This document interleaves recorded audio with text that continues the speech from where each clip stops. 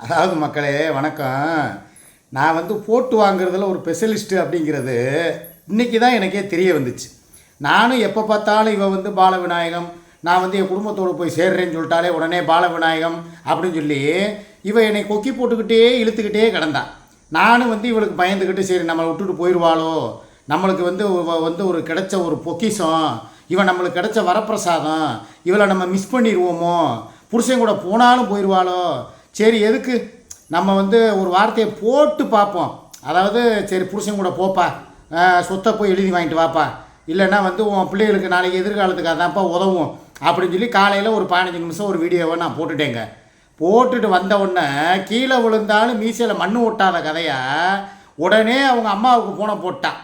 ஏம்மா இவன் வந்து முடிச்சுக்கிட்டான், அம்மா இவன் திருந்திட்டான், அம்மா இவனுக்கு யாரோ வேறு மாதிரி எங்கேயோ அட்வைஸ் கொடுத்துருக்காங்க, இவன் வந்து வேறு ரூட்டில் போகிறாமா, நான் இவ்வளவு நாளாக பாலவிநாயகம்னு சொல்லி இவனை மொட்டத்தலையில் மிளகா வரைச்சிக்கிட்டு இருந்தேன், இப்போ இவன் திருந்திட்டான், இவனுக்கு யாரோ ஏதோ ஒரு இதை சொல்லி வந்து உஷார்படுத்தி விட்டுட்டாங்க, அதனால் இவன் இனி நிலைக்க மாட்டான், எப்போ வேணாலும் இவன் குடும்பத்தோடு ஓடுறதுக்கு தயாராகிட்டான் அப்படின்ட்டு 2 பேரும் அம்மாவும் மகளும் இப்போ டிஸ்கஷன் ஓடிருக்கு. என்னான்டா நாளைக்கு வந்து அவங்க அம்மா அங்கே வருதான், வந்து தாராபுரத்துக்கு பேரண்ட்ஸ் மீட்டிங்க்கு யார் யார் இவங்க அம்மா, அப்புறம் அங்கே போய் பாலவிநாயகம் வந்தாலும் வருவேன் வராட்டினாலும் நம்மளுக்கு தெரியாது, ஆனால் குடும்பமாக உட்காந்து பேச போகிறாங்க. இந்த சொத்து விஷயமாக பேச போகிறாங்களா, இல்லை வந்து சிக்கா ராவுத்தர் கலட்டி விட்டார், அடுத்து வந்து நீங்கள் தான் மாப்பிள்ளை அப்படின்னு சொல்லி அவங்க அம்மா வந்து அவனை தன்னை கட்டுறதுக்கு போகுதா, இல்லை அவங்க பிள்ளைகளை வச்சு சென்டிமெண்ட்டில் போட்டு அவனை மடக்கி ஏதாவது சொத்தில் வந்து பிரித்து வாங்க போகிறாங்களா, என்ன எருமையோ என்ன கருமமோ என்ன இளவோ நம்மளுக்கு தெரியாது. ஆனால் இவ்வளவு நாளாக இவன் என்கிட்ட சும்மா ஒரு ஜூ கொடுத்துக்கிட்டு தான் இருந்திருக்கான். இப்போ அந்த பதட்டமும் படபடப்பும் இவகிட்ட வர ஆரம்பிச்சிருச்சு. இன்னைக்கு காலையில் நான் போட்ட வீடியோவில் இருந்தேன்.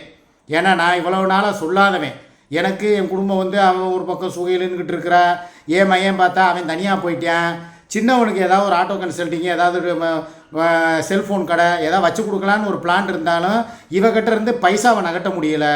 வேறு வழியே இல்லாமல் தான் சரிப்பா நீ போகிறதும் போகிற உன் குடும்பத்தோடையே போய் முடிஞ்ச அளவுக்கு நீ வந்து உன் குடும்பத்தோடு வாழ்கிறதுக்கு பாரு, இல்லையா அவன் கொடுக்குற காசை வச்சு நானும் கொடுக்குறது நான் என்ன 50 லட்சங்கிற இடத்துல ஒரு 25 லட்சமாவது உனக்கு நான் தர்றேன், உன் நகை நட்டு எல்லாம் இருக்குது, எல்லாத்தையும் விற்றுட்டு செட்டில் ஆகிறதுக்கு வழியை பாருன்னு தான் சொன்னேன்.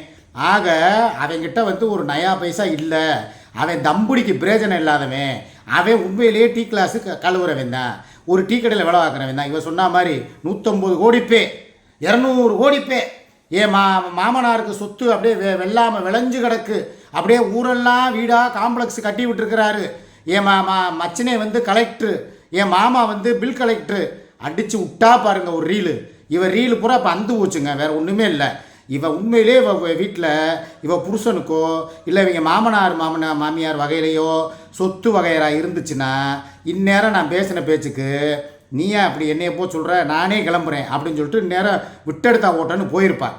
ஆனால் இவகிட்ட ஒன்றுமே இல்லை. இவன் என்னன்னு தெரியுமா, வெறும் பானை சட்டியில் இருந்தால் தானேங்க அகப்பையில் வரும். இவகிட்ட ஒன்றுமே இல்லைங்க. இப்போ என்னை கூப்பிட்டால, இப்போ இன்னைக்கு காலைல வரைக்கும் என்ன பேச்சு ஓடிக்கிட்டு இருந்துச்சுன்னு கூட ஓப்பனாகவே சொல்லிடுறேன். அன்னைக்கு வந்து குற்றாலம் போகிற வழியில் சங்கரன் கோயில் இங்கிட்டு அம்புக்குறி போட்டு ஒரு 15 கிலோமீட்டர்னு போட்டுருந்துச்சு. அப்போ நான் என்ன சொன்னேன், எப்பா இதாப்பா புருஷன் ஊர் வந்துருச்சுப்பா அப்படின்னு இப்போ விளையாட்டுக்கு பேசுவோம்ல. உடனே வந்து வரியா போவோம், எங்கள் மாமனார் இருக்காங்க, எங்கெங்கே இடத்துல காம்ப்ளெக்ஸ் இருக்குது, எங்கெல்லாம் சொத்து பத்து இருக்குங்கிறத நான் காட்டுறேன் அப்படின்ட்டா. நான் சொன்னேன், எப்பா நம்மளே டீ கிளாஸ் மேட்டராக போய்கிட்டு இருக்கோம், இதை போய் பேசி முடிச்சு நான் லைவ் போடுறதுக்கு அங்கே 6 மணிக்கு இருந்தாகணும்.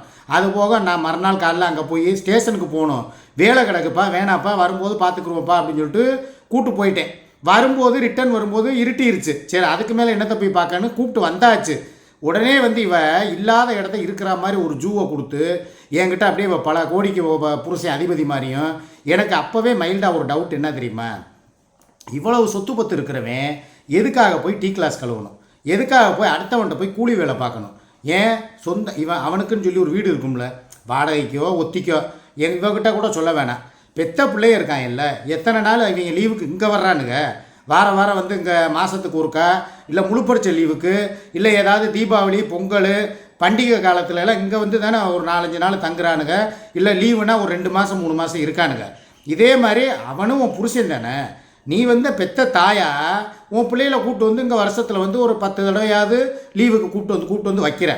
அதே மாதிரி அவன் பெத்த தகப்பேன் தானே. அப்போ என்ன பண்ணணும்? எப்பா நீ ஒரு 4 தடவை கூப்பிட்டு போய் பிள்ளைகளை பார்த்துக்கிட்டேன்னா, நான் வந்து எனக்கு திருப்பூர்லேயோ தாராபுரத்துலேயோ வீடு இருக்குப்பா, நான் அங்கே கூப்பிட்டு போய் பிள்ளைகளை பார்த்து நானே என் கையால் சமைச்சு போடுறேன்ப்பா, ஏதாவது ஒன்று சொல்லணும்ல. ஆக அவனுக்கு அங்கே வீடும் கிடையாது, அவன் கேரா பிளாட்பாரம். ஆக அவனுக்கு சொத்தும் கிடையாது. சரி அவனையே விடுங்கண்ணே, இவளுடைய பிள்ளைய தானே.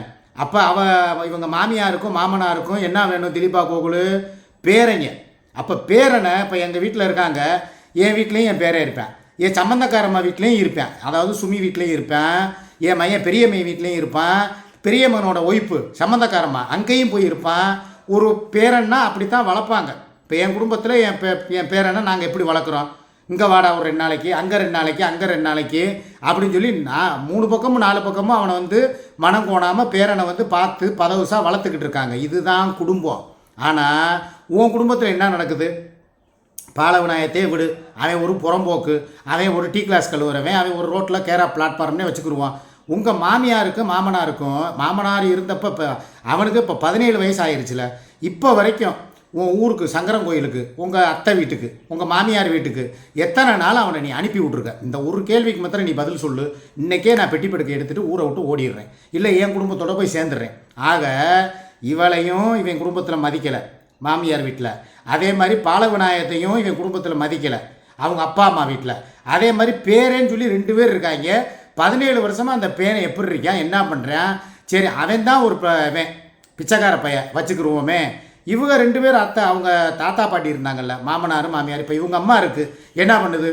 எப்படியோ என் பேரனை நான் பார்த்தே ஆகணும், ஏன்னா மகப்பிள்ளை அப்படிங்கும்போது நான் வர்றேன்டி, நான் பிள்ளைகளை பார்க்கணும்டி, உன் பிள்ளைகளை பார்க்கணும், அவங்களுக்கு என் கையால் சோறு ஊட்டணும், அவங்களுக்கு என் கையால் பால் ஊட்டணும் அப்படின்னு சொல்லி ஒரு ஆர்வத்தோடு வந்து பார்த்துட்டு போகுதுல. இங்கே வருதோ இல்லையோ, நாங்களாவது கூப்பிட்டு போய் பேரனை காட்டுறோம்ல.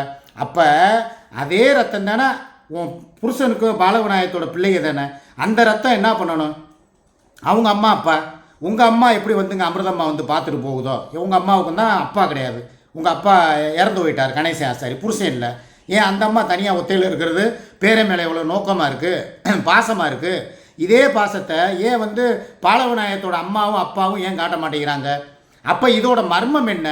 உண்மையிலே வந்து ஒரு இப்போ நம்மளாம் இருக்கோம், எங்கே இருந்தாலும் இப்போ நான் அந்த குற்றாலம் போயிட்டு வந்தேன், என் பேரனுக்கு ஒரு 2 பாக்கெட் பால்கோவா வாங்கணும், எங்கேயோ போயிட்டு வர்றான், என் பேரனுக்கு ஒரு சாக்லேட் வாங்கி கொடுக்கணும்.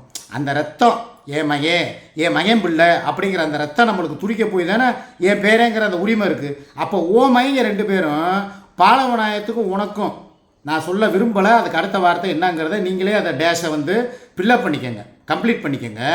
அப்போ ஒரு நல்ல ஒரு பாலவிநாயகத்துக்கு தான் அப்படின்னா அந்த 2 பிள்ளையும் பார்க்கணும்னு சொல்லி அவங்க அப்பா அம்மாவுக்கு தோணணும்ல. அவங்க அப்பா இறந்து போயிட்டார், சரி அந்த அம்மாவாவது என் பேரனை கூட்டுவாடா, என் கண்ணில் காட்டுறா, அவனை நான் பார்க்கணும்டா அப்படின்னு சொல்லி ஒரு ஆசாபாசம் இருக்காதா? நான் ஒரு பொதுவாக கேட்குறேன். இதில் வந்து யாரையுமே வந்து நான் வந்து சந்தேகமும் படலை. ஏன்னா நீங்கள் உங்கள் நடவடிக்கைகள் பூரா அப்படி தான் இருக்குது. திடீர்னு வந்த என் புருஷனுக்கும் எனக்கு வந்து கோயிலில் வச்சு கல்யாணம் ஆச்சுண்ட, திடீர்னு பார்த்தா அப்போ கல்யாணம் போட்டால் எங்கன்னு கேட்டால் இல்லைங்கிற. சரிப்பா, அப்போ உன் புருஷனும் நீயும் சேர்ந்து ஏதாவது ஒரு கோயிலில் தாலி கட்டினதுக்கு சாட்சிகள் யாராவது இருப்பாங்களா? அதுவும் இல்லைங்கிற. இதில் வந்து 1000 நொட்டை சொல்லி என் குடும்பத்தை சொல்கிறேன். உங்களுக்கு உண்மையிலே நீங்கள் 2 பேர் புருஷன் முண்டாட்டியா? உங்களுக்கு ஜமாத்தில் கல்யாணம் ஆச்சா? 3 பிள்ளைகளும் உங்களுக்கு தான் பிறந்துச்சா? எம்புட்டோ கேள்வியை நீ கேட்குற. இதே கேள்வியை ஒரு கடுகளவாவது நான் உன்னைய கேட்டிருப்பேனா, இல்லை சந்தேகப்பட்டிருப்பேனா? ஒன்றுமே கிடையாது. சரி ரைட்டு, நான் இப்போ இந்த விஷயம் எதுக்காக வந்துச்சுன்னா, இவளோட பிள்ளைகளை ஏன் அவங்க அப்பா அம்மா தேட மாட்டேங்கிறாங்க? யார்? பாட்டிமாவும் அவங்க தாத்தாவும் பாலவிநாயகத்தோட அப்பா அம்மா ஏன் தேட மாட்டேங்கிறாங்க? ஏன் வந்து ஒரு பாசம் இல்லாமல் இருக்காங்க? சரி, இப்போ அவன் தான் ஒரு குடிகார பைய, ரைட்டு போயிட்டேன், சரிடா உன் பிள்ளைகளாவது நாங்கள் பார்க்கணும்டா அப்படின்னு சொல்லி அந்த ஏக்கம் வேணாமா? ஒரு பரிதவிப்பு இருக்கணும்ல. ஏன் இல்லை?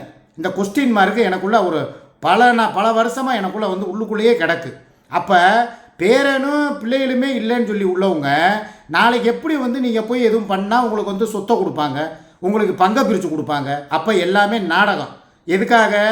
என்னை ஏமாத்துறதுக்கு போட்டால் நாடகம். ஏன்னா நான் இதெல்லாம் வந்து இல்லை, இவங்க வந்து ஒரு கேரா பிளாட்ஃபாரம், இவளுக்கெல்லாம் அப்படிலாம் ஒன்றும் சொத்து பத்து இல்லைன்ட்டா இவளை நான் வந்து மதிக்க மாட்டேன். ஒரு இப்போவே மதிக்கிறது இல்லை, இருந்தாலும் இவன் அடக்கி ஆண்டுக்கிட்டு இருக்கா. 2வது, இப்போ பாலவிநாயகத்துக்கு சொத்து இல்லை, பிள்ளைகளுக்கு பங்கு இல்லைன்னா இவளை வந்து நம்ம என்ன சொல்லுவோம்? செட்டிப்பாளையத்தில் சட்டி கழுவுனவ, இவன் ஒன்றும் இல்லாமல் ஒரு இதாக தெரிஞ்சவ. எனக்கு நிறையா வாயில் வருது வார்த்தை, ஆனால் அதெல்லாம் சொன்னேன்னா அதுக்கப்புறம் எனக்கு சோறு கிடைக்காது. ஒரு வாரத்துக்கு அப்புறம் இன்றைக்கி தான் சோறாக்குறா. அப்புறம் வீடியோ போட்டு முடித்த கையோட இப்போ போய் வெளியே போய் உட்காந்துட்டா கிணத்து மேட்டில். ஏன்னா நான் ஏதாவது ஒன்று பேசுவேன், வார்த்தைகள் முன்ன பின்ன வரும். இங்கனக்குள்ளேயே எனக்கு கரண்டியோ இல்லை பூரிக்கட்டையோ பறக்கும். அதுக்காகத்தான் சரி நீ வெளியே போ, நான் பேசி முடிச்சுட்டு என்னுடைய நீ காலையில் பேசும்போது நான் குறுக்க வரல. அதே மாதிரி நான் இப்போ என்னுடைய கருத்துக்களை சொல்லும்போது நீயும் உள்ளே நிற்காத. நான் சொல்ல வேண்டியதை வீடியோ மூலியமாக மீடியாவில் சொல்லிக்கிறேன். மக்கள் அதுக்கு முடிவு எடுத்துக்கிட்டுங்கிறக்காகத்தான் அவளை வெளியே அனுப்பி விட்டு நான் தனியாக பேசிக்கிட்டு இருக்கேன். சரியா? ஸோ இவன் என்னை வந்து ஒரு பயமுறுத்துறதுக்கும், என்னை வந்து பாலவிநாயகம் எங்கள் அப்பாவுக்கு எங்கள் மாமனாருக்கு சொத்து எங்கள் இதெல்லாம் கோடிக்கணக்கில் இருக்குது அப்படின்னு சொன்னாதான், இவ்வளோ பெரிய கோடீஸ்வர வீட்டில் சம்பந்தம் எடுத்தவ, இவ்வளோ பெரிய கோடீஸ்வர மாப்பிள்ளையை காதல் பண்ணி கல்யாணம் பண்ணவ, நம்ம வந்து ஏதோ அவளுக்கு பார்க்கும்போது அவள் மலை நம்ம மடு அப்படின்னு சொல்லி நான் நினப்பேனா. அப்போ இவளை நம்ம மிஸ் பண்ணிடக்கூடாதுன்னு சொல்லி நான் இவளை பிடிச்சே வச்சுக்கிருவேனா. அதுக்கு போட்ட பிளான். எப்போ பார்த்தாலும் பாலவிநாயகத்தை பேரை சொல்லியே நீ பிளாக்மெயில் பண்ணுறது, பாலவிநாயகத்துக்கு சொத்து இருக்குன்னு சொல்லி அதெல்லாம் நான் துச்சமனை விட்டுட்டு வந்தவன் சொல்லி ஏன் முன்னால் அப்படியே ரொம்ப கெத்தாக காட்டுறது, இதெல்லாம் இனிமேல் நடக்காது. ஏன்னா இவரில் அந்து போச்சு. ஏன்னா இவளுடைய படம் ஓடாது இனிமேல்.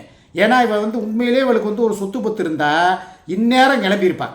இவ்வளோ தூரம் நான் காலையில் பேசின பேச்சுக்கும் நான் கொடுத்த குடசலுக்கும் இப்படியா சொல்கிற, விடு, உன் சொத்தும் வேணாம், ஒரு சுண்ணாம்பும் வேணாம், நான் போய் என் குடும்பத்தோடு போய் என் பாலவிநாயகத்தோட சொத்தில் போய் பங்கு வாங்கிட்டு வர்றேன், எடு வண்டியை அப்படின்னு சொல்லிட்டு இந்நேரம் 2 வீலர்லையோ பஸ்ஸுலேயோ கிளம்பி சங்கரன் கோயிலுக்கு போயிருப்பாள். போகாமல் இங்கே உட்காந்துருக்கானா என்ன அர்த்தம்? ஒன்றுமே இல்லைன்னு அர்த்தம். சட்டியில் இருந்தால் தான் அகப்பையில் வரும். அதாவது வெறுவாய் தான் இவ வந்து இவ்வளோ நாளாக மெண்டுக்கிட்டு இருக்காங்கிற தகவல் இப்போ எனக்கு தெரிஞ்சு போச்சு. இப்போ துணைக்கி அவங்க அம்மாவை கூப்பிட்ற மாதிரி ரூட்டை கொடுக்குறான், அப்படியே ஜூ கொடுக்குறான். அம்மா அங்கே வாங்க, பாய் சுதாரிச்சிட்டாரு, வா நம்ம என்னங்கிறத பேசி இருக்கிறத வந்து சுருட்டிட்டு போகிறதுக்கு வழியை பார்ப்போம். இது வரைக்கும் சேர்த்து கொடுத்தது போக சீட்டு காசெல்லாம் எப்போ நான் அங்கே இருக்கேனோ எங்கேயோ போகிறேனோ பணத்தை மாத்திரம் எனக்கு கொடுத்து விட்டுரு, சேகரிக்கணும்னா. இல்லைன்னா நீ போயிட்டேன்னா உன் குடும்பத்தில் போயிட்டானா எனக்கு வராது. ஒருத்தன் உஷாராகிற வரைக்கும் தான் ஒருத்தி தலையில் உட்காந்து மிளகா அரைக்க முடியும். நான் தெளிவாயிட்டேன், அவ்வளவுதான். நீ டம்மி, ஏற்கனவே நீ டம்மி பாவா. உனக்கு பேரே வச்சுட்டாங்க, நீ ரவுடி பேபி கிடையாது, டம்மி பேபிங்கிறது சாதனா விஷயத்துலேயே தெரிஞ்சிருச்சு. நீ என்னையே தான் முட்டாளாக்கிக்கிட்டு இருந்த, என்னையே தான் பயமுறுத்திக்கிட்டு உனக்கு அடிமையாக வச்சுருந்த. இப்போ நானும் தெளிஞ்சிட்டேன். அடுத்த கட்ட நடவடிக்கை நீ என்ன எடுக்க போகிற? சாயங்காலம் 6 மணிக்குள்ளே நானே வந்து இப்போ பேசி முடிச்சுட்டு உங்களுக்கு எல்லா தகவலையும் நான் சொல்கிறேன். ஓகேவா? அப்டேட்டு 6 மணிக்கு கொடுக்குறேன். ஓகேவா மக்களே?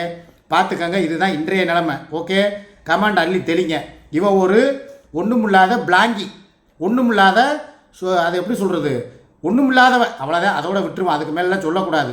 நான் தான் இவ்வளோ நாளாக ஏமாந்த சோனகிரியாக இருந்திருக்கேன். இப்போ நானும் முடிச்சுக்கிட்டேன். இவன் இனி என்ன பண்ண போகிறாங்கிறத பார்ப்போம். ஓகே, பாய்.